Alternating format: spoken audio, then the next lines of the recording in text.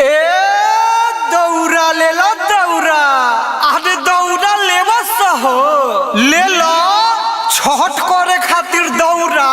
DJ दौरा का हो का बेचता र देखात नहीं खे दौरा बा का दौरा और का डीजे दौरा चढ़ते कातिक दौरा बेचे आई गइल छोटा बड़ निक निक ठेला पे ले आइल ले लो दौरा। डीजे दौरा चढ़ते कातिक दौरा बेचे आई गइल छोटा बड़ निक निक ठेला पे ले आइल हो जौन बाबे पसने के बाद ले लो। डीजे दौरा आवो न दौरा हमार ले लो। आवो न दौरा हमार ले लो।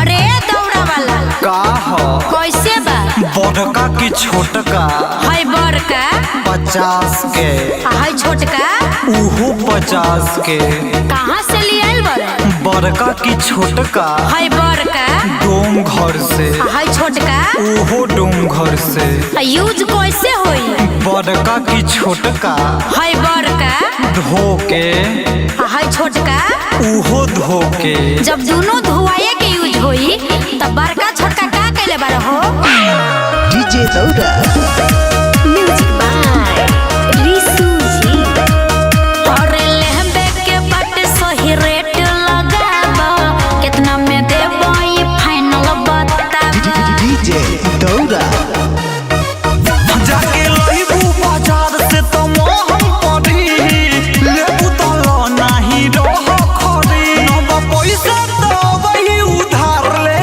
लो। डीजे दौरा आवो न दौरा हमार ले लो। आवो न दौरा हमार ले लो।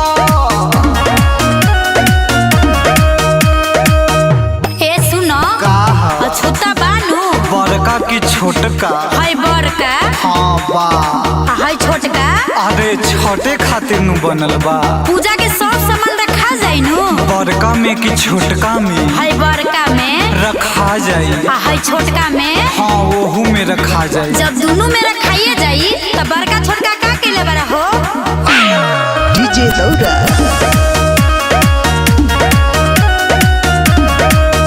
अरे बड़का तो ठीक है बा छोटको बा ठीक हो दोनों फरे से वाली हनी पर रेखा हो डीजे दौरा हो पवन चाही बोलो जल्दी से देरी होता घर जाए के बान्हे भी होता होलसेल में दे हम 3-4 ले लो।